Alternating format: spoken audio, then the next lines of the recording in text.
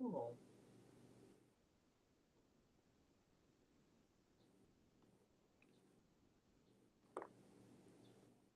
Yay. Happy to be here.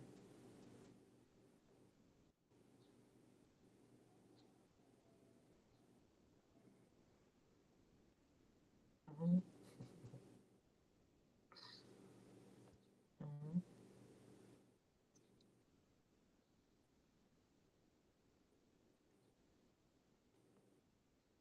which is that. Oh, so I thought we'd just dive into it, which is that we you just produced a video about online safety and being a teen online, and both Matt and I watched it, and Yeah. also I think it has a lot of good parallels to Foam as well. So I thought we could just kind of do a bit of a discussion about your video, and I'll link it for people in the chat. And yeah, just share a little bit Yeah. about first why you made the video in the first place, and what you're kind of, I don't know. Yeah. Yeah.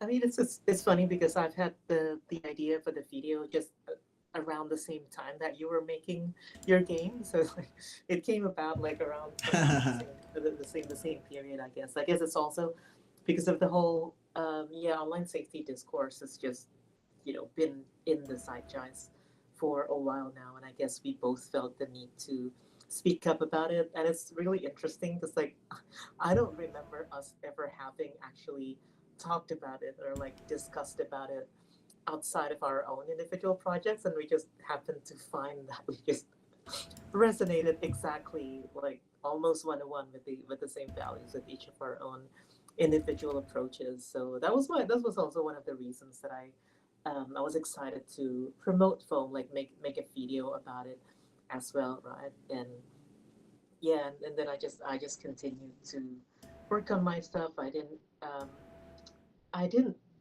directly. Okay, so I guess the process of me making stuff is usually I like a piece of media, and then there's like something that I wanted to talk about, and then suddenly they just connect in ways that I don't necessarily plan from the beginning. Um, I mean, I guess the other videos sometimes they obviously connect, like people use the One Piece flags in protest, so that was kind of obvious. But this one's kind of not super obvious, but yeah, just hearing people talk about this online safety for kids as if like they're trying to protect children, they're trying to all of those things, and then something Matt said in one of the streams actually really was really powerful, which is like if they really wanted to go after the people who are a danger to kids, they would take the Epstein's files more, a lot more seriously. And it's Yeah. just it's just it's just like so obvious, and they're yet they're not doing that. They're just putting on more what do you call it? Yeah, putting on more surveillance, putting on more of these ID verification systems and stuff like that. And I think the simplest way to put it is like putting curfews on women to like not go out at night, right? It's the exact same logic. And it's like then what happens when if there's like now the online like the ID verifications and stuff like that, and then people will obviously get around it with VPNs with like everything, and then when when like all of these terrible things actually happen, then we will have like people will have more of a justification to actually blame the victims, and that's like something that's super horrible that you know I could totally see happening with all of these approaches. I guess that's from my perspective, but I feel like you touched a lot more on the censorship aspect of things, CJ. So yeah, if you want to talk more about that, I know we've been talking about Fo for Yeah. a while now, but I think it's just interesting to go at it, but the same issue, but I think from a couple of different angles that each of us tend to approach it. Yeah, I thought what you said about, like, you and I have not actually actively discussed this at all, and yet both of us felt moved to make something or create something, I think speaks to the zeitgeist of the moment, you know? Um, yeah, I think I wanted to take a. I also believe very similarly to you that, um, you know, the internet is just a reflection of good or bad of what kinds of societal uh, both societal goods and bads, and so to categorize like online access as inherently evil or something that children need to be protected against is kind of missing the point of what kids need and why Yeah. yeah the agency that kids have. And like I think my first experiences online were sharing things that I made as a kid, and that continues to this day. I think a lot of the work that I do is um, I I do share my work with my friends, but I think a lot of my work gets shared online, and so when I started thinking about um, how um, how do I put this? Like when I started thinking about both like myself and then also the other artists around me who were continually in fear of being misinterpreted or misconstrued um, as people who were predators or people who were providing, like adult content to kids, and then this sort of like this combined with the reality that there's AI slop out there that's, you know, making deep fakes of both, Yeah. yeah, of people doing things that they didn't actually do or putting them in exploitative or like compromising positions. And like that's something that societally we say, like, oh, okay, that's just another part of society, but yet these human creators, they're the ones that are producing the content that we need to regulate. It just felt so hollow. I thought to myself, like, what are we actually valuing as a society? And I think it goes back to your point about like really valuing kids is valuing kids as agents who need their own space to explore, different topics that interest them and have a variety of safe adults that they can go to and talk to, not vessels that hold the hopes and dreams of a parent, or not copies of a person that do what they're told. Because I mean, not to like belabor the point, but like you talk to parents and like I don't think any one of them is like, yeah, I totally obeyed my parents and like you know did like I'm a carbon copy of my parents. Like nobody says that, and yet like sometimes I feel like that's the expectation that people have of kids. Mhm, mhm, mhm. Yeah, and yeah, having safe adults to interact with, like Kata said in the chat, I think that's also, just making ourselves available to kids who might not have other people in their lives to believe them. I think that's super important. That's something that I strive to be doing also, which is also interesting because I've been getting comments. I got one comment from someone who mentioned that they're a right wing. They're more on the right, yet they agree with my points. They disagree that they feel like we shouldn't be believing. We shouldn't just straight up automatically believe anything that kids say, and we should be a lot more hands up off in the parenting. And obviously, I'm not a parent, but also at the same time, it's not something that it's not something that I'm advocating for in the video, right? I think um, although yeah, the person mentioned um, they agreed with that we should be listening to kids more, and I think basically that's the point, right? Just having providing these safe spaces instead of providing less spaces. They're already like super unsafe, especially like kids who are queer, kids who are trans, and to a certain extent kids who are neurodivergent or disabled in any um, other ways also have need all of these spaces. And yeah, I guess that's just what I'm trying to raise more awareness towards, I guess. Yeah. There's just to put research back behind your point, Bonnie. It's time to hit the bookshelf. Um, What do we got? So this is one of my favorite books, Yes. but it's Oh a yeah, you mentioned that last time. yeah. Yeah.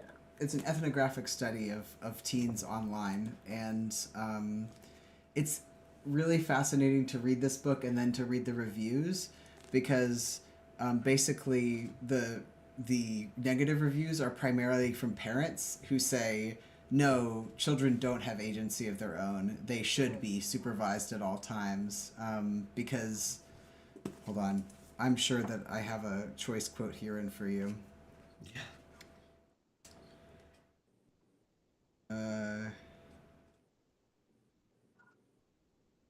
Let's see. Well, the one that I would say, here we go. By and large, just as society formerly wrote women out of civic life, we now prohibit teenagers from many aspects of public life. Adults justify the exclusion of youth as being for their own good or a necessary response to their limited experience and cognitive capacity. Rather than accepting their social position, many teams have clamored to find ways to access and participate in a whole host of publics, and publics are like domains or spaces. From social publics to political ones, and often they turn to social media and other networked technologies to do so. What teens do online cannot be separated from their broader desires and interests and attitudes and values. Yeah, I kind of that's another point, right? I kind of like I know we you know it's a fun coincidence, not exactly a coincidence, but you know what I mean. That we both happened to work on the issue at around the same time, but also like I wish I had known about the book earlier when I was writing the script, because when I found out about the book through you, CJ, I'd already finished writing the script and like filming the whole thing. So I was like, oh man, okay, maybe I'll make something else. I'll actually read the book and like Yeah. do follow up or something one day. Yeah, no, I think Something for next time. I think Yeah. the topic of youth liberation is a pretty deep well that probably will have Most probably. something to revisit soon. yep. Yeah. Yeah. I'm reading Kata's comments on the on chat.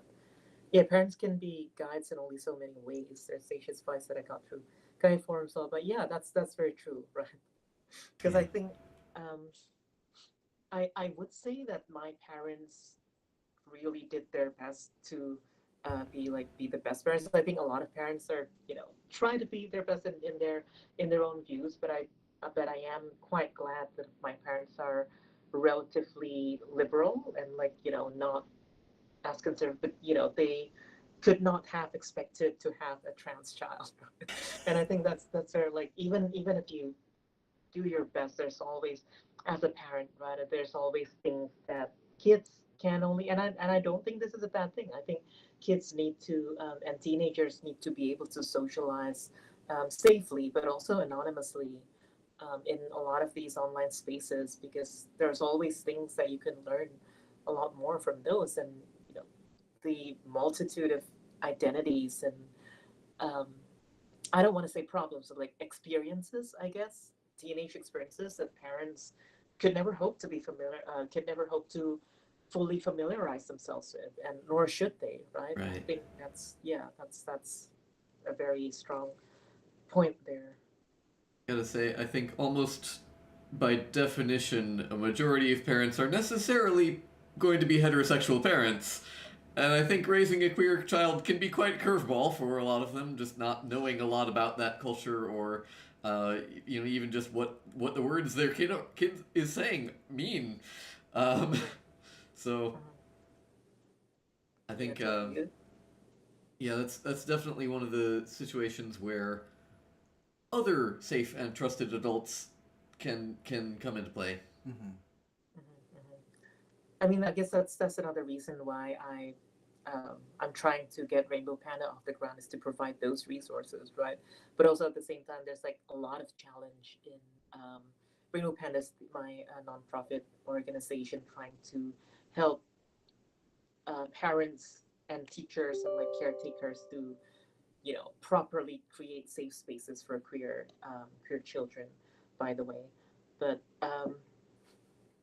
there's just like I think a lot of people who are and again it's not a bad thing. We want to reach parents who would otherwise not have resources to this, but obviously I think our primary audience that we attract first and foremost are people who are already queer.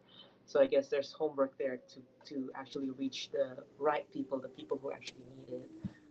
And I have heard parents saying first they are interested. Um, they were interested, I should say, in Rainbow Panda, and then it's like, oh, I think my daughter isn't trans because she appears to have a crush on boys. I mean, that's not really a thing. And it's like I was asking like, wait, don't you mean they? Don't you mean your child? And then the mom just goes like, I think she's not queer. It's okay, but thank you. I was like, that's not exactly, which is quite sad. But like, Yeah. how do we reach to these people? And the child is like a minor, like obviously minor. I think they're 13 or 14 or something. And I can't just like reach out to the child directly. Right. Yeah. Some of our in one of the nonprofits here, the LGBTQ nonprofits here, they have something called Youth Days, where they just sort of organize youth activities, but they can't they won't explicitly like talk with kids about, trusted adults or like that sort of thing because it's one of those things where, you know, the kid can just say to their parent, "Oh, well, I'm going to this community center to like do crafts with some friends," and like the crafts are other queer kids also being supervised by trusted queer adults, but like, I think it's easier for a kid to say I'm just going to a craft thing rather than say I'm going to a gay meetup, because I'm pretty sure that like that for some parents would say like, "Oh, what does that mean?" And like it doesn't mean anything. Like it doesn't mean something bad. It means the kid is going to do crafts with other kids. Right. Mhm, mhm. Yeah, and I do talk a lot about this with like people who do try to create safe spaces in things in the condition in Indonesia, especially that's not super safe. Usually, yeah, arts and crafts and like reading, writing, literature, those creative projects are. I don't want to give like I don't want to out.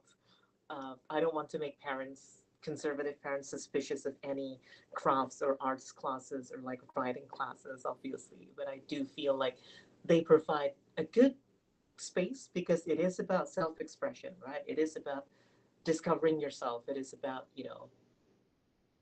uh, yeah, trying to figure out your identity and rediscovering and reinventing yourself. And it works for adults too. It's not just kids, but I think that's where I guess both of our interests in art and writing and games lie.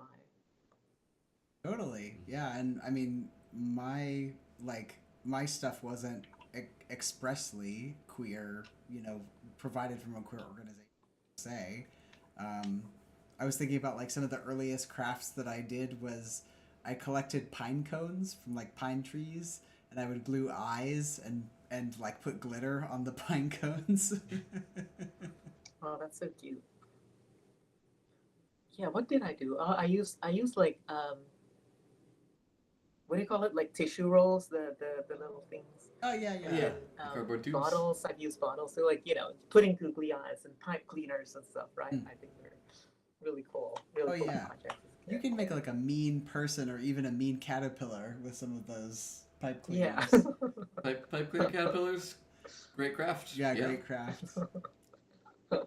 What about you, Matt? Yeah. What was your like first kids crafts? I remember doing some crafts with pony beads, Oh yeah. and they're I don't know, just to me they're the standard plastic bead or something. But if you thread a ribbon through them in one direction and then go back the other way, you can make kind of weave them into the pattern. And you can make a little alligator. I made a little alligator out of pony beads. It's very cute. Yeah. Yeah, tissue paper rolls and bread ties. What are bread ties? Is it like Oh. one of those? Yeah, they're like they're little Little like plastic clips. The ones that have the wire in them, or the Yeah. ones that are just Yeah, the okay. plastic one.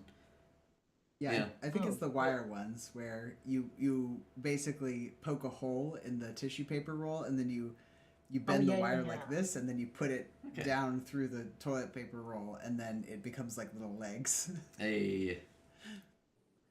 Yeah, yeah.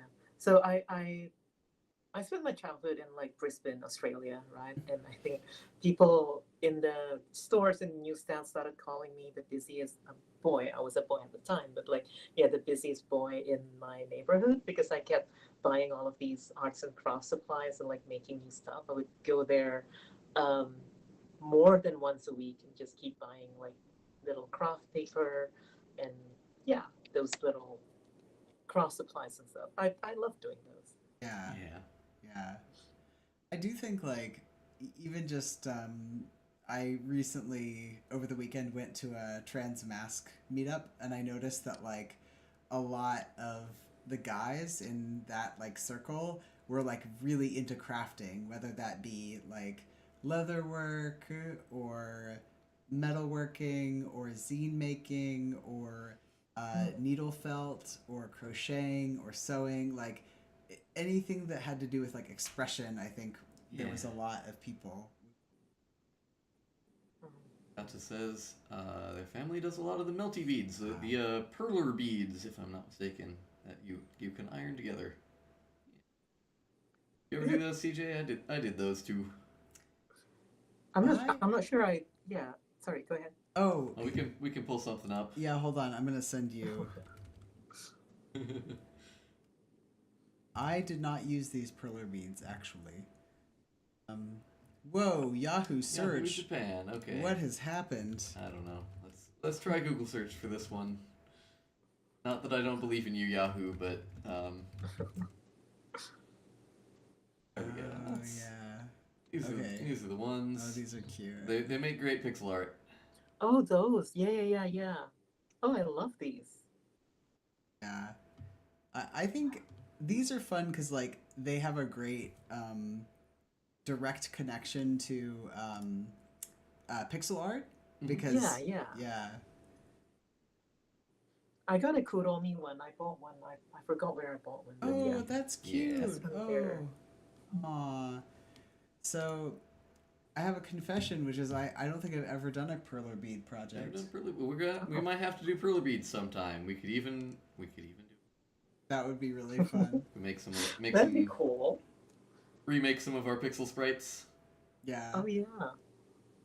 Oh, that's so cute. Yeah.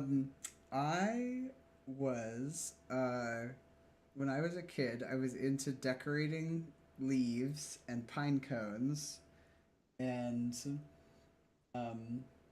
I did make dragons out of pipe cleaners. Pipe cleaner dragons. Pipe There we cleaner go. dragons. But Yeah. I folded a lot of origami as a kid. Oh, Probably yeah. probably my first introduction to anything Japanese. Although it might be a little neck and neck between that and Tonari no Totoro. Oh, yeah. Oh yeah. Yeah, Totoro was not my first anime, but something that's just, it was just so different, and I talked about it in the video. But yeah, I love origami as well. Yeah, I actually really loved what you said in your video about how Ghibli treats kids as they have agency and like kids are to be believed. And I hadn't really put my finger on like what I find so magical about the Ghibli movies and like ones that allow you to kind of like um, transport yourself back to being a kid when you're watching them again. Because like Mhm. that scene that you mentioned in Spirited Away where Chihiro gets on the train and like goes to like on this adventure, her very first Mhm. adventure, without a doubt, that's like I cry every time, like Oh yeah. 110%. Yeah. Yeah. Um, but I'm curious, like, I'm curious to know, like, how you arrived at that realization, because I feel like that was kind of like it's something that was like tickling in the back of my mind, and then like the minute you said it in the video, I was like, yes, she's right, like that's exactly what it is. Huh. Okay. How did I arrive at that realization? I guess it's mostly because I there's something about Ghibli when I was a kid, right? That I couldn't really put my finger on it. But when I was a kid, I didn't. I found it strange. I found it like the monsters were a lot scarier um, than other cartoons, at least at the time, right? And I feel like, again, I mentioned the video. I feel like wait, why does the Totoro is scary with the teeth, with the mouth, and everything else, and the dad like why is the dad just trusting the kids? So there's like this kind of like disjunct in my mind that I couldn't really quite figure out, and also how did I arrive at that for this specific video? I guess it's because I deliberately tried to find, deliberately rack my brain for like, okay, what is an anime or like an anime series that features kid protagonists that doesn't treat them as adults, but also doesn't really treat them as, children, right? Or like doesn't treat them as children in the sense like infantilizing them or yeah, just like not believing in them and stuff like that. And then the answer for me was like quite obvious once I really put my mind to it. Once I really thought about it, I was like, oh yeah, of course it's Ghibli. And I keep thinking about that scene. For me, like the first thing, it's not it didn't make it in the video because it doesn't really have to do with believing children. But I think one of the most one of the scenes that really got me into Ghibli as an adult was when Chihiro tries to go out of the bathhouse and she puts on her shoes and then the shoes kind of, you know, didn't put it on correctly right away and she has to like tap her feet in the on the ground before like running outside. And that was like the moment like why did they even bother animating this? It's like this is like dozens of frames and it doesn't make any difference in the story. But yet that's they still animated that and it just made her feel so much more like a kid. And then that's just really, that's also very representative of the writing, this whole dimension to the children, to the characters of the children. And the kids they're not all good, right? They're not all um fun and like giggly and everything else. Like I love The Boy and the Heron. Like a lot of people, prefer other Ghibli movies, but I really loved The Boy and the Heron. And there they have a scene with like the main character harmed themselves with like a rock, right? And I think that's just not shying away from all of these things that make kids. Even that's like the good and the bad. I think that's just like something that's really really important about Ghibli. I feel.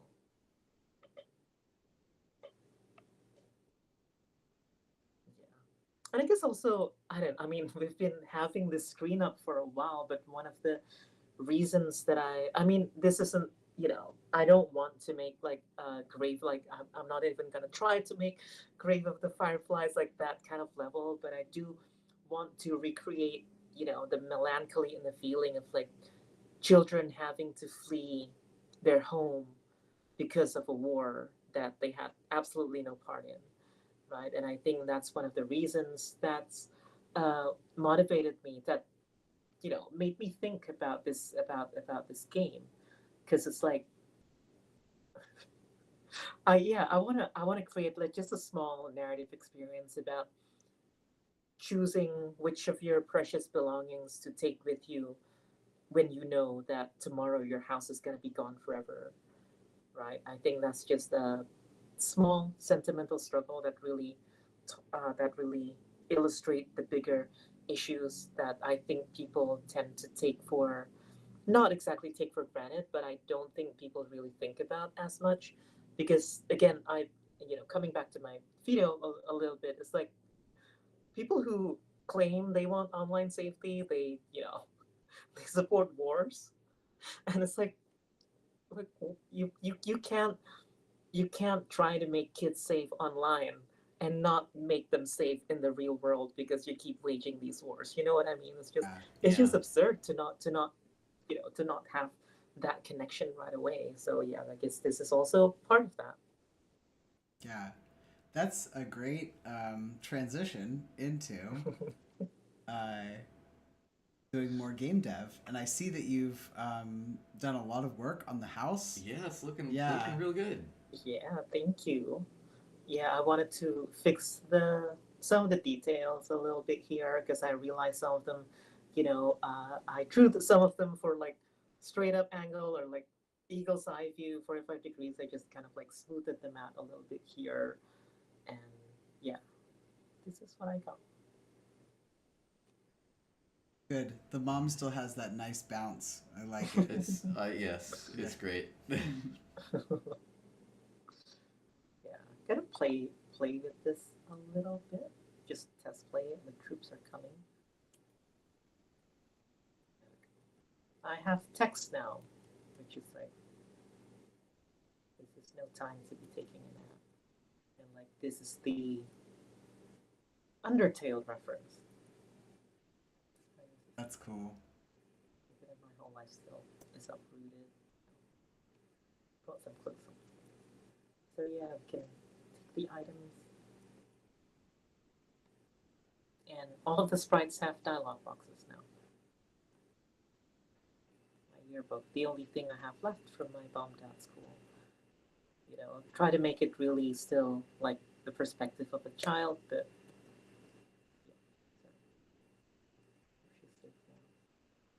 yeah, what does it really feel like? Because like I mentioned this in the last stream, the last time I streamed this, but a lot of the things here have been inspired by the work of Myanmar activists and the Milk Tea Alliance, but also other Myanmar-based journalists and storytellers, and how people there cope with like needing to get out of their villages, and how that it affects children and stuff like that.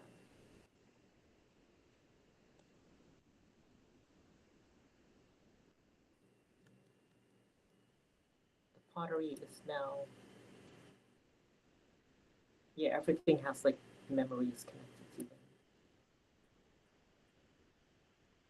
but you can't take everything with you, so you need to choose.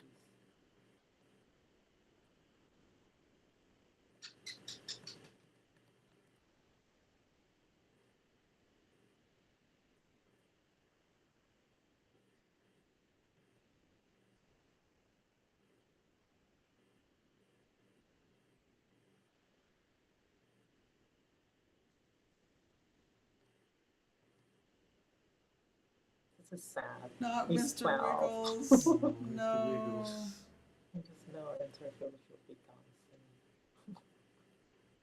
I feel like that really hits me having an older cat too. Like, Yeah.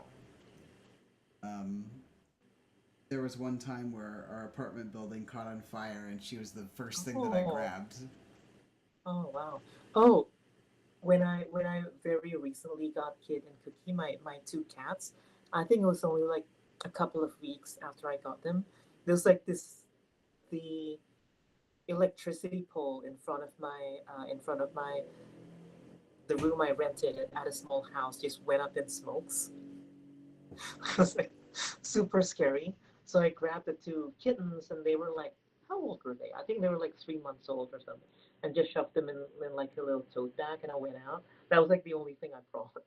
Also, the first, the first, the only thing, the only um, possession. I don't even feel like calling it a possession, but yeah, I just grabbed them and went outside. It turned out to be nothing. It's just like smoking electrical pole. I guess it's not nothing, but it didn't turn into a fire or anything. And then they kept trying to crawl out of the tote bags also, which was like scary. That's so cute. They Yeah. were only 3 months old. They were probably like, "It's a game. We're gonna play a game." Yep. Yeah. I'm glad everything was all right. That's been, I guess, our ultimate experience as well. We've had a few cases where we've had to evacuate with the animals, and it always feels urgent. And thankfully, we have always had a safe house to come back to after the Yeah. emergency responders are able to take care of the situation. Yeah. Yeah. I think now, yay, the variables work, man. Thank you for that. Good. And I'm I glad. think, yeah, I think we can still see the dialogue and have the variables. I don't know how that happened, honestly. It just happened like when I was testing out. So yeah, Yeah. we don't have space for that many things, honey. And I would need the game to reset at this point because we took too many items, but I don't know how to do that. So and we still yeah. This is supposed to be the exit, but I wanted to want to make it so that we can't exit unless we have exactly 3 items with us. But now we have 8. So, but I'm kind of like enjoying this. This is cute. I like it. I think We're you gonna could fix this. probably add some like additional text right after the troops are coming to like let the player know it's like, mom Yeah. told me to gather my things. I can't take a lot, so or something like Yeah, that. that's true. That's true. How do I do that though? It's just the troops are coming. It's just like the title, right? I can't just Yeah. put everything in the title though. You can. I think it's bracket bracket BR, and it'll add a line space underneath the troops are coming, and you Like should be able to add in I put other it. text. I put it right in the title itself. Yeah, yeah, Well, Oh, okay. I didn't know you could do that. Yeah. We're gonna find out. because I did it with our home. Hmm. Oh, okay. Um,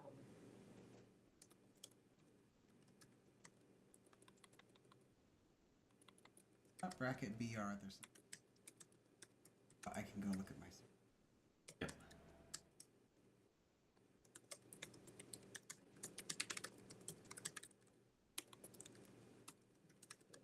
like this.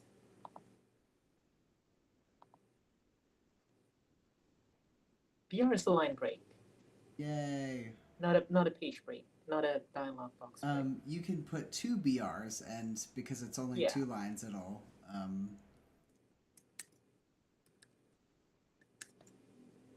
It's your fun Bitsy hack. Oh no! Oh, it doesn't Oh work. no! Why did No. it do that? Hmm. Hold on.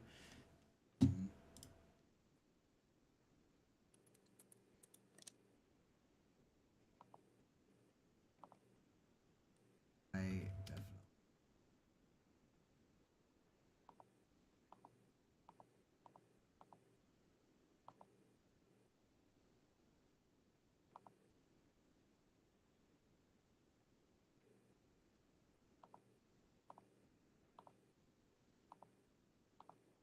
Just to make this the same color as the wall, I'm just gonna do this for now.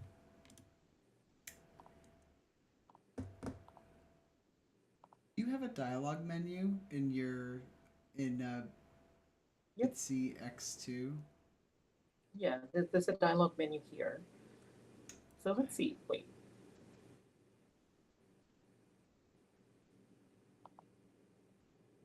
See the Mr. Wiggles. Let's see if I can put the BR here. So initially, sorry. Oh no, no, never mind.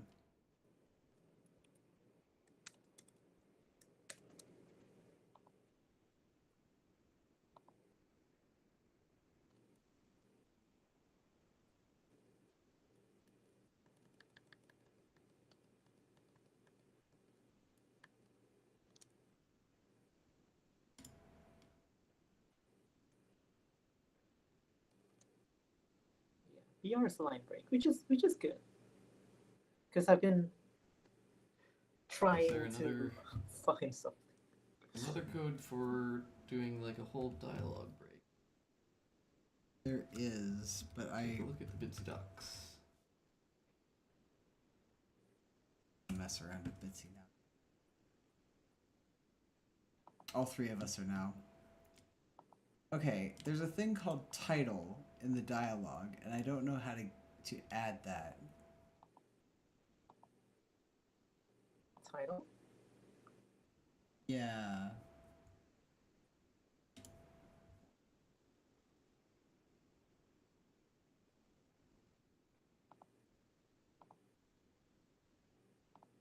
Sorry, we're doing. Wait, let me just.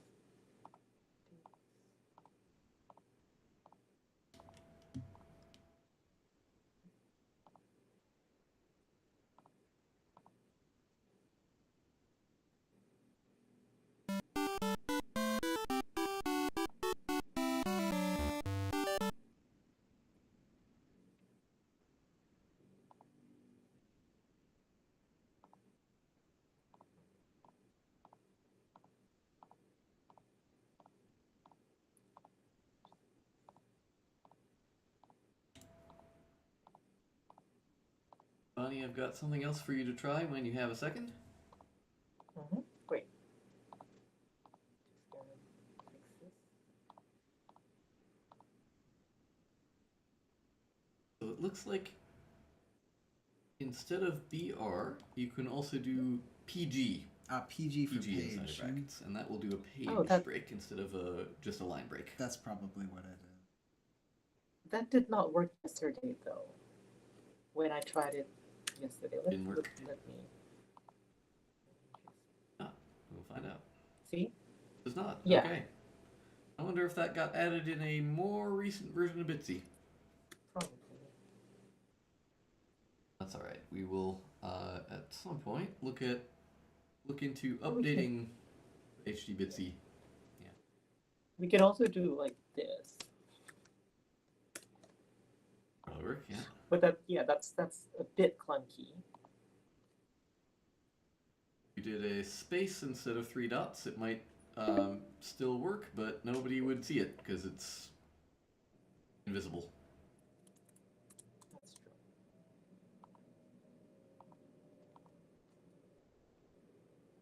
It's okay. Wait, why is it? I wonder why, like, I'm always curious to see, like, what the difference is between Bitsy and Bitsy. HD. Bitsy X2. HD. X2. Yeah. HD.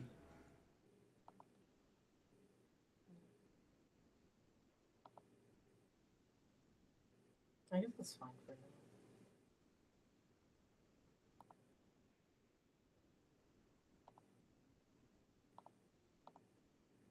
Gonna reverse the dither.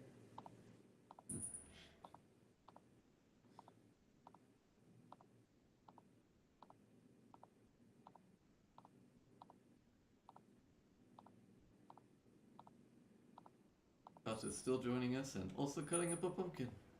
Enjoy your pumpkin. Oh, That's exciting. Oh, yeah. that's exciting.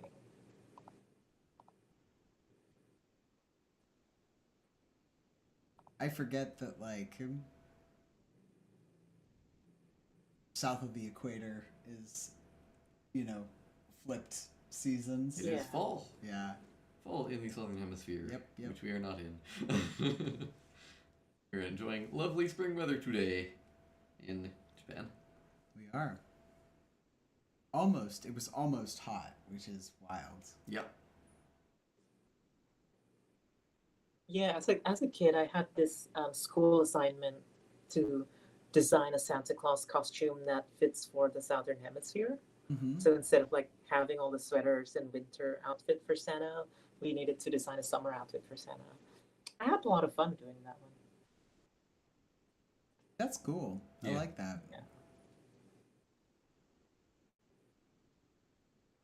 I wish U.S. schools actually remotely acknowledged the Southern Hemisphere because we were just kind of like, if I remember correctly, the only thing I heard about it in school as a kid was that Australian toilets flushed backwards from U.S. toilets. Oh yeah. Ah.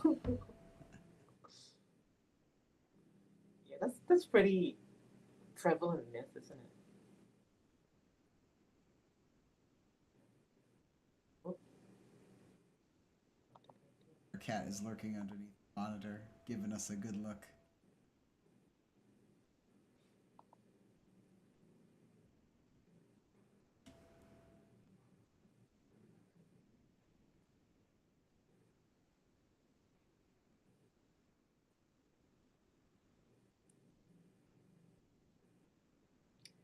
Is there like a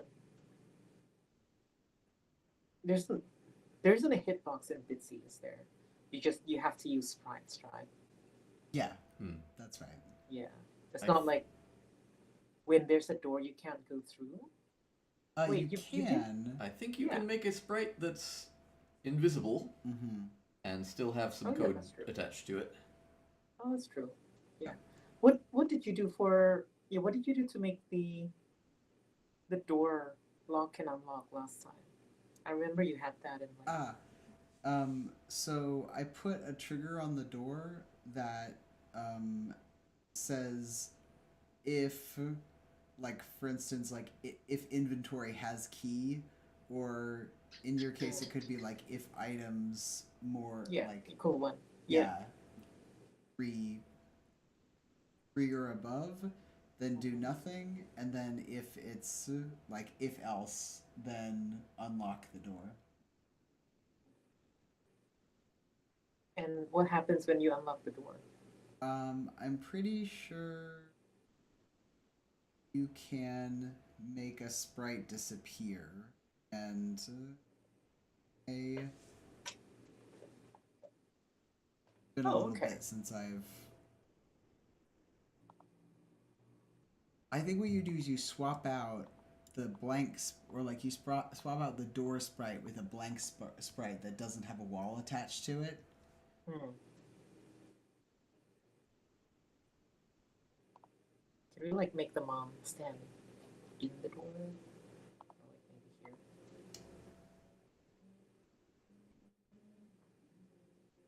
here. And how do we make the mom disappear? I mean, ideally, I want to make the mom like just walk here, but I think that's a bit too complicated for Bitsy. Or I could make the mom over here.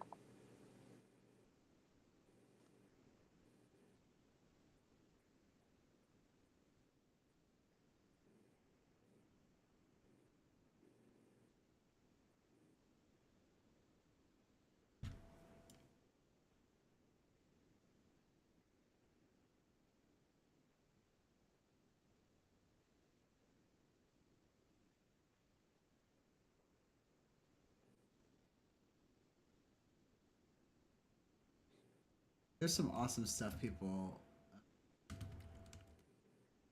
done in Bitsy.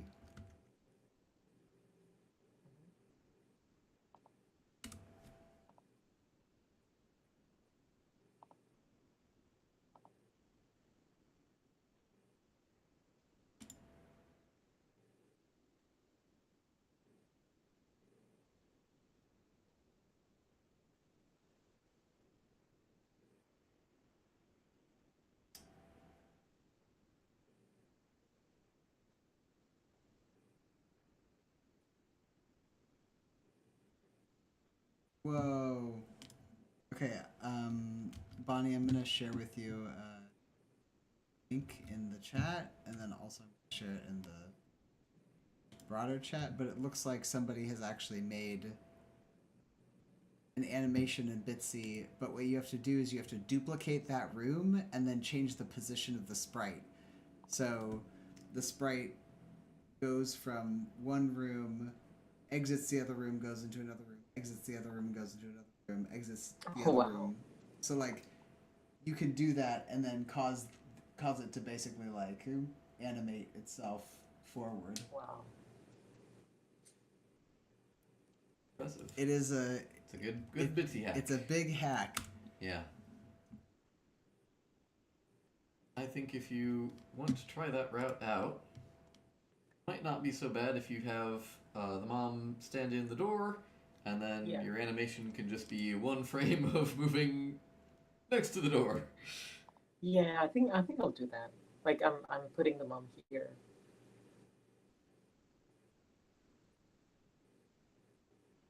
How do I make my how do I make the mom disappear though? I think That just sounds so cruel out of context. it does.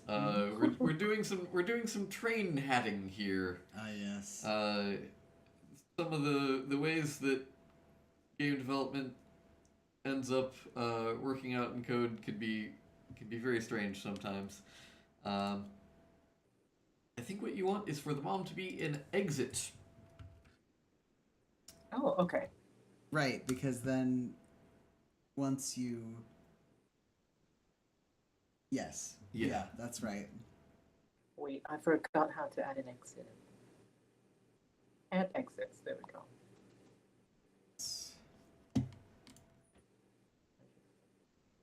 Okay, that's what it is. There we go. Place new exit. Okay, Space into so Bonnie, when I said we added a variable to it in the exits and endings section, if you find, like, if you select an exit, there should be something that says show or hide exit options, and the exit options should have a thing that says add lock, and that will allow you to add a lock I see. to that to say you can't progress past here without something. Perfect. I see.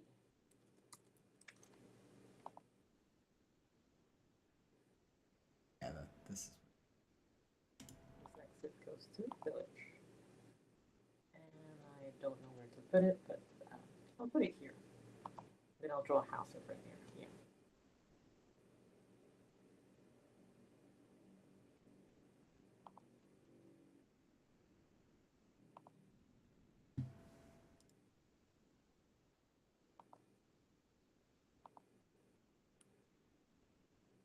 Okay, this is interesting. Just noticed that we're at our meet limit, that the call's going to end soon. So, shall we log off, and log back in? Okay, sure. But also, I kind of wanna. I mean, I can log back in, but I do want to see if you are comfortable with it. You know, like Maddie's showing the music in Bitsy. I've never touched anything with music in Bitsy. Yeah. Oh, sure, yeah. That'd be fun. Yeah. Okay. Cool. Why don't we do this where we log off and then Mabby's you log into this Google Meet on your computer. That way you can share your screen. All right. Can Does do. that sound good? Yes. Bonnie, you can also join too if you want to see. But Yeah. actually, you're also on stream too. But if you wanted to talk, you could also join the Google Meet as well. I'll join the Google Meet as well. Okay, all right. I'll see you in like 5 minutes or so. Yeah. See ya. Let's.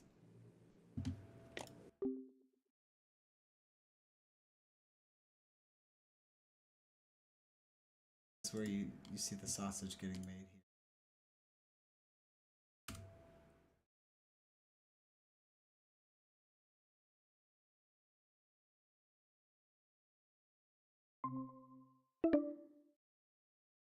No. We can make a new. If we must, we will create a new Google Meet room so that we can still share our. So screens. annoying. All right, I'm gonna send this to.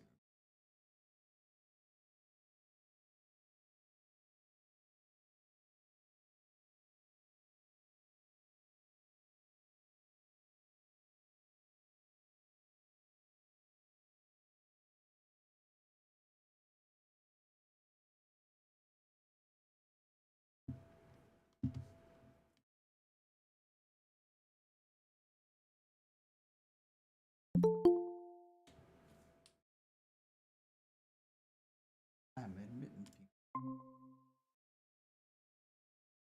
Hey, It's me. I'm here. it's you. I'm going to turn my microphone off because I've already got one. It's right here. The other computer has a microphone. That's right. But let's see. I'll be able to share my sound from Bitsy is the question. Welcome.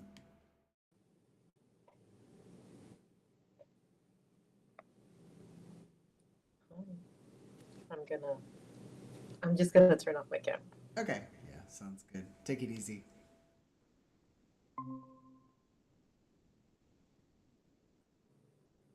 You are looking at my Bitsy now, and we're going to find out in just a second whether or not you can also hear. So. I can hear it. Sort of. I think that might just be coming off my laptop speakers. Oh yeah, barely. Yeah, it's coming off your laptop speakers. Okay, well that is one way to share the audio, I suppose.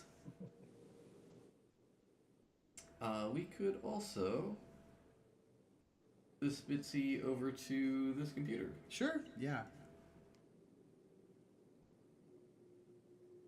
That by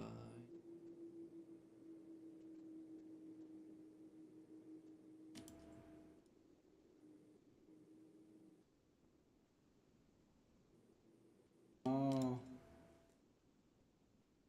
She hasn't been very Genki today, so I'm glad that she's Genkier.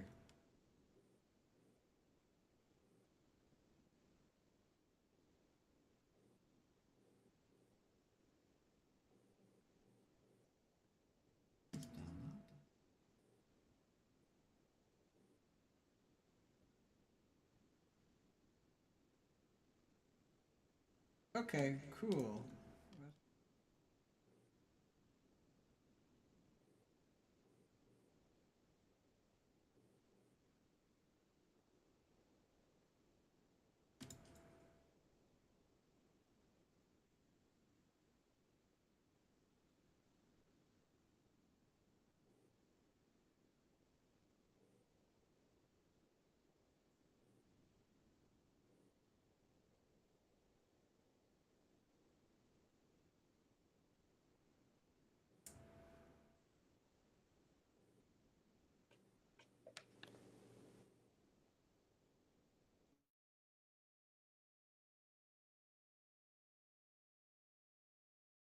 that's a zip file.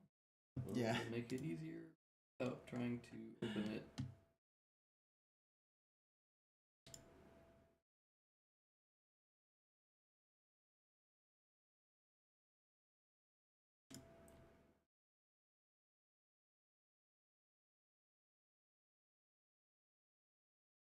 There we go.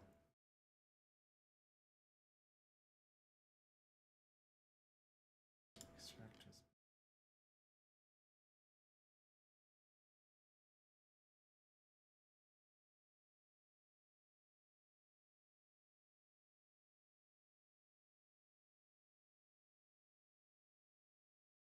Wow.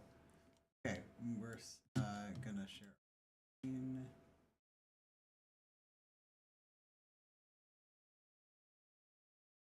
See this. I think maybe you can. All right. Okay, cool. All right, so hopefully everyone can see this, and maybe we're sure. Also share audio. Yeah. Audio. Okay. Wait, to share an audio. Okay, hold on. ah! Um.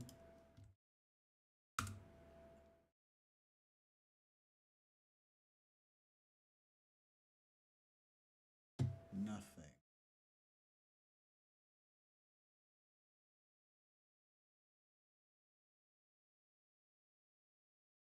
Maybe got it already. No, it was game it title was here. game title. Okay. Yeah, and now.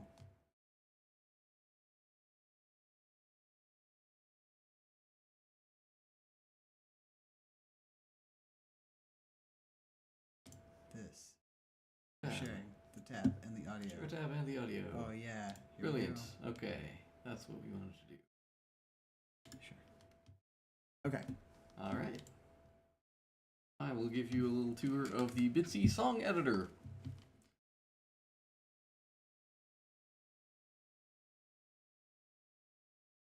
Tune. Hopefully my tune's loaded. Do you mind Good, moving, yes. moving the tunes over so we can see it?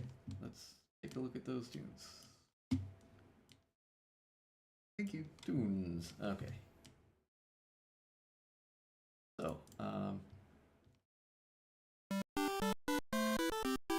well, Bitsy, and we can play something and make sure that we can hear it. So, I wrote a couple of songs using this little Bitsy editor. Here's one that I thought was kind of classical music inspired. What's interesting about the Bitsy tracker is that you have only this many bars that you can work with. I think it's 16 total. Yeah, 4, 8, 9, 12, 16.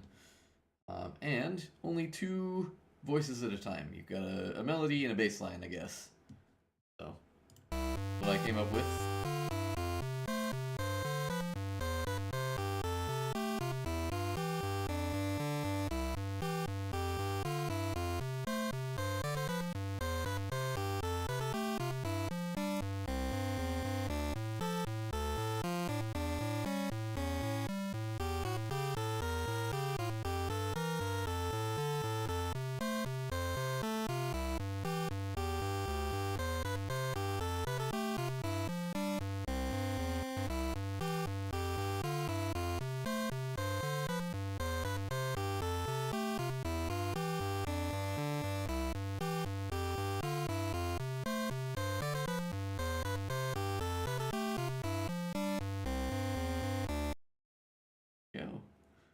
So every once in a while, I feel like my classical music training and background and whatever comes through, and I get to write something like this. So I wrote a few others that are just trying to throw things at the wall and see what sticks.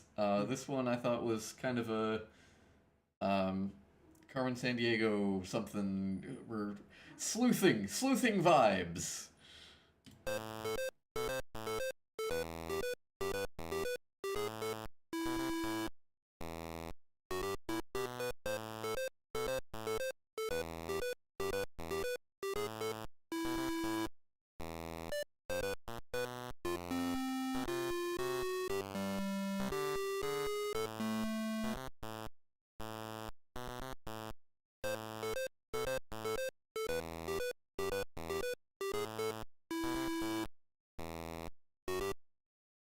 That's that one. Wrote one more. Sounds like this. It's a little shorter, but. This is my favorite. It's got like some Ghibli vibes.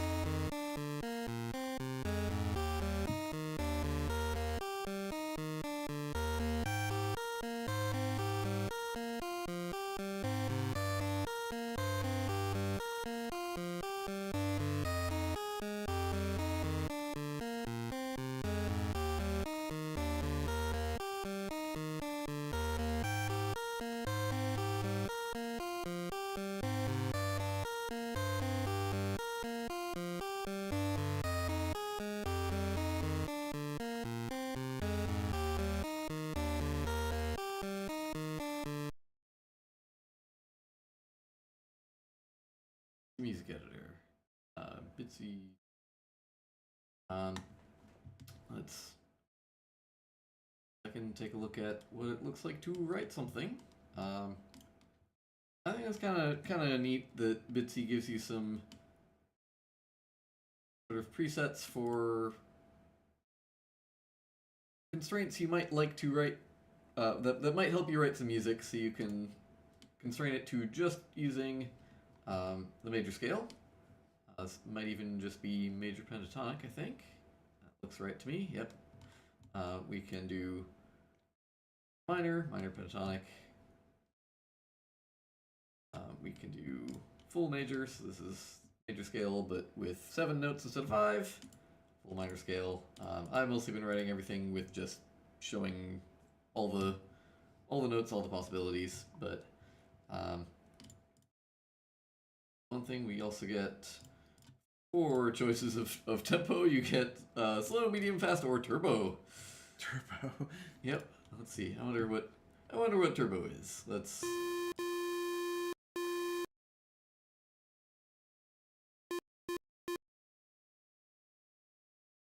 That turbo.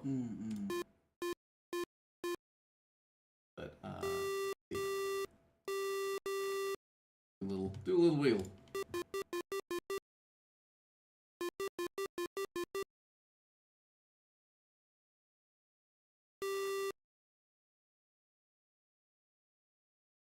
We can change the octave. We get 4 octaves to choose from.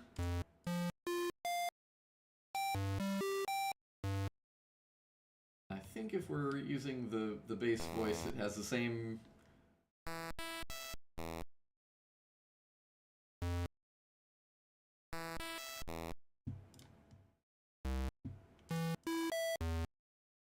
Range. Maybe it has 1 octave lower.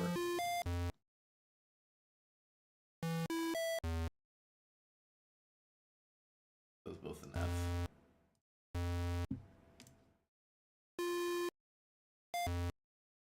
Yeah. So both voices have the same 4 octave range. What else? We can change the tone, or the chiptunes people call it the duty cycle or the pulse width. Yep. I'm sorry, the what cycle? The duty cycle. The duty cycle. I didn't name it. D-U-T-Y? That's correct. Okay. Why is it called that? I don't know. I mean, if I were like 7, I'd be like, haha, you said duty. I did. Are we allowed to say that on stream these days? We got banned last time. Yeah, I know. We can't risk another violation. Yeah. Let's not say duty.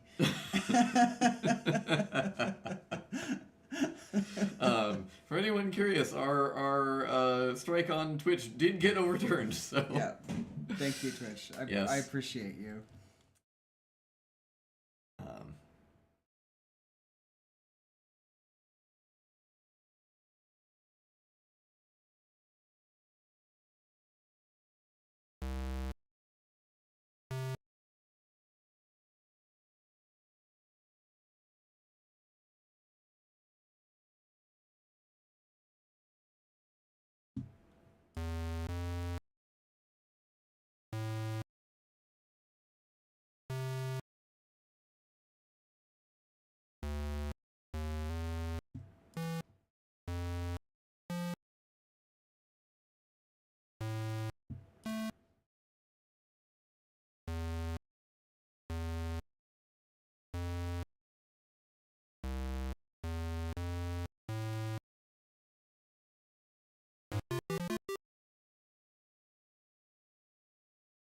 turbo speed, we're on turbo speed.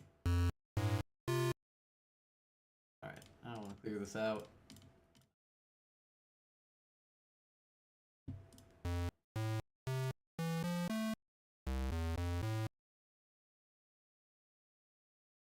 Thinking of trying to write something with the same kind of sentimentality as this this other tune I wrote, but maybe a little bit less busy. That's a little hard. Sometimes I like using more notes instead of less notes. Makes me feel safe and comfortable for some reason. As a composer, I think that silence feels silence can feel kind of vulnerable. Yeah, I mean, John Cage said so. Yeah. Was it 4 minutes and 13 seconds of silence? What is it? 3 minutes? 3 4 minutes and 30 seconds? 4 minutes and 30 seconds. 33 seconds. It's some very arbitrary sounding number, but Right. yeah.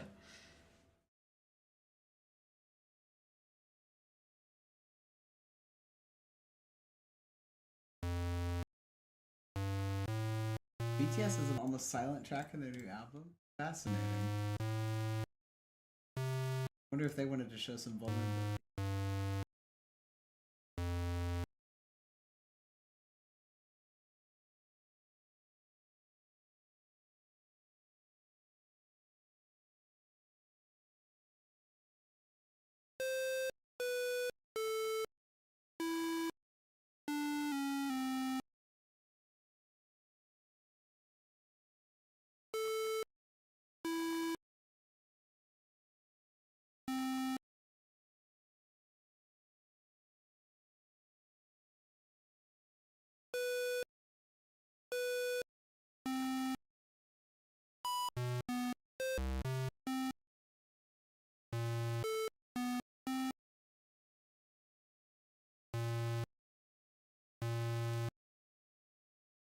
I'll be writing this in. Currently writing in F.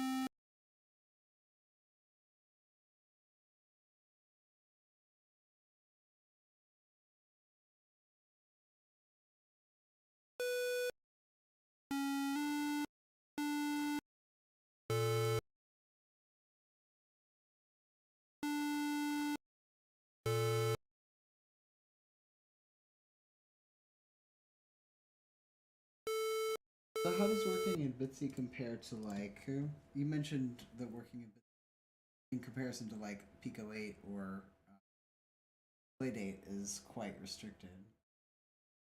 Yeah, so I think having only 2 channels, and for that matter,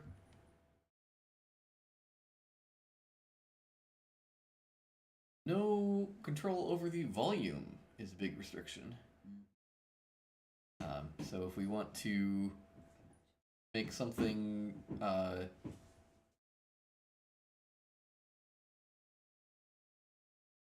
if we want less, we can't just use the same same notes we were going to play and make them softer. We have to use fewer notes. That's the only way to get less sound.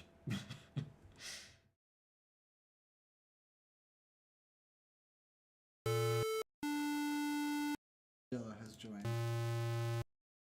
Time to leave.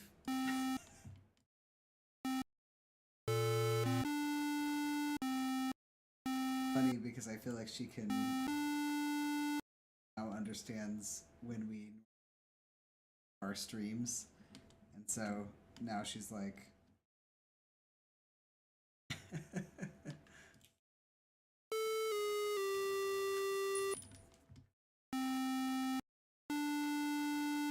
I know.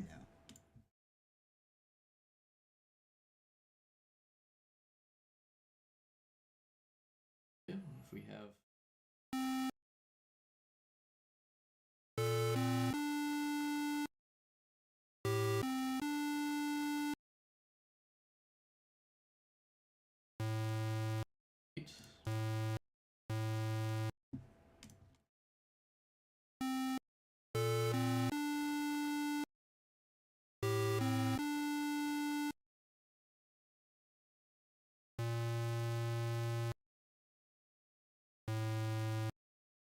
say I was trying to make less sound happen, but um,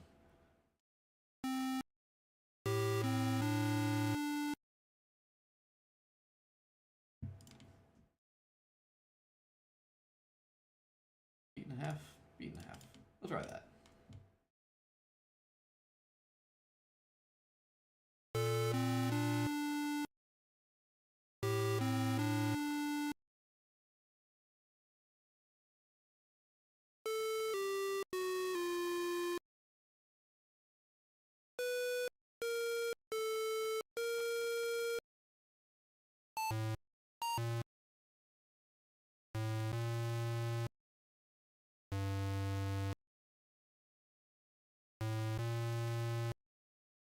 Sometimes this note is not actually playing when I hit play.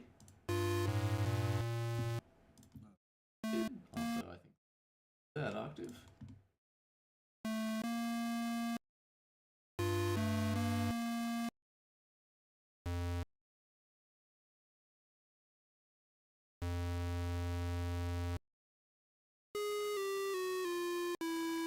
Now we're back to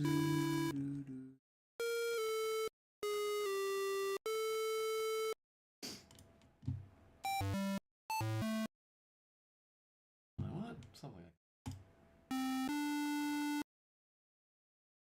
Bitsy. There we go.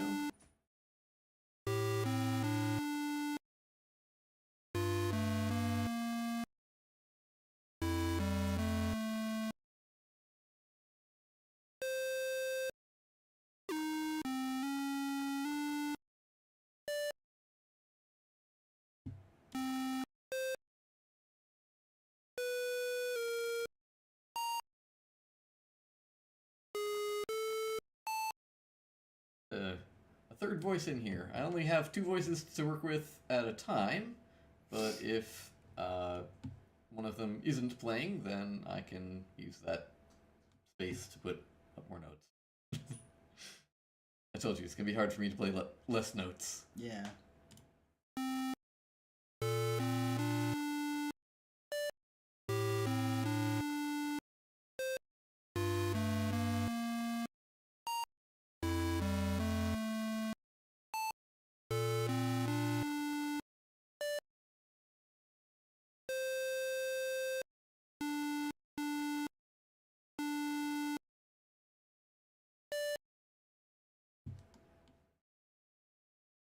That on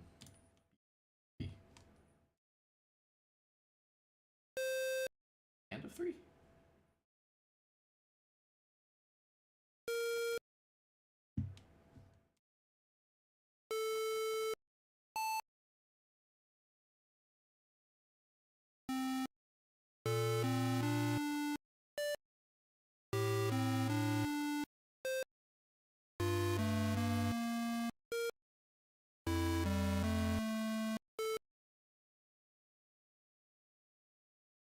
Quite pensive.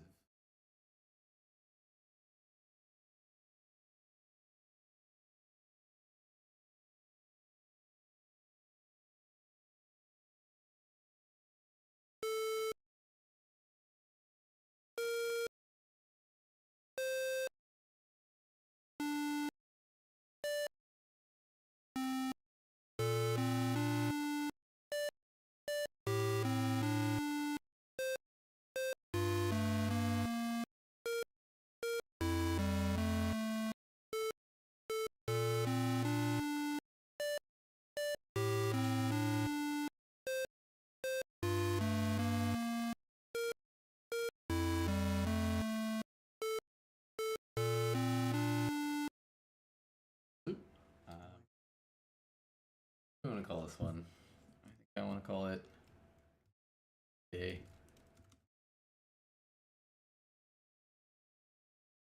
Go.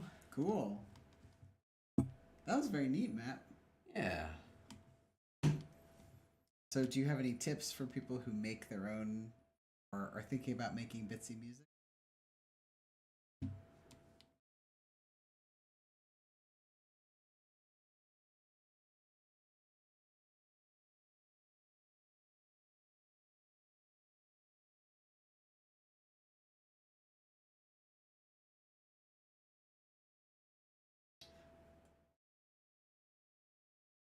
Making Bitsy music is about embracing your constraints.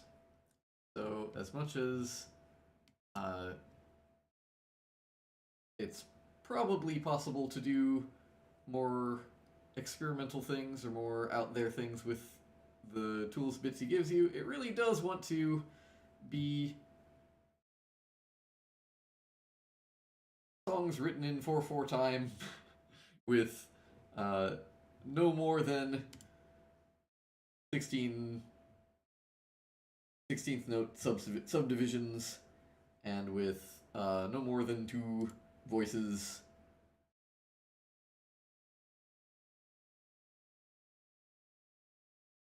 I think if you give yourself the added constraint of using just a pentatonic scale or something, you can even have Bitsy help you out there with reducing the choices further.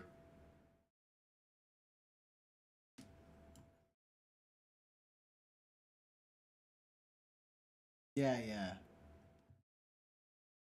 Bonnie was saying the sound's more crisp compared to Pico 8 and Playdate. Yeah, I think it Could doesn't. be, yeah. It doesn't have.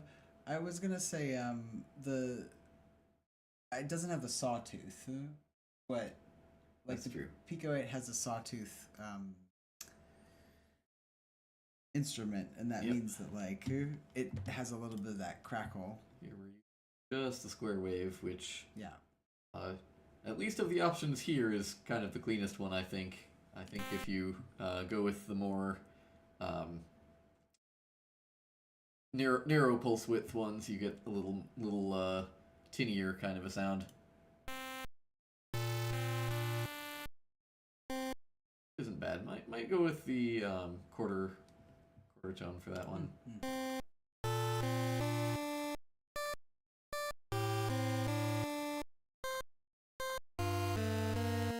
Actually, I like that one better.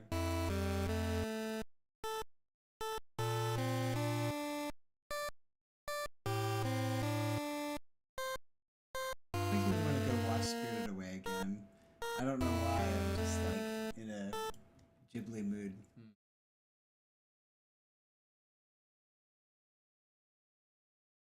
Very cool. Thanks for showing us your process, Mabbies. Yeah.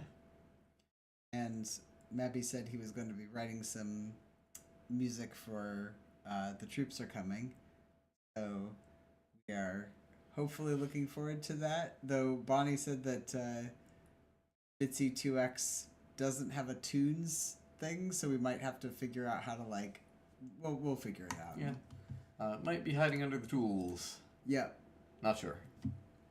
If it's not, we'll figure out how to export it and pull it into the game. It's Yeah. Yeah. can't be that hard, right? I say it's famous last words. Famous last words.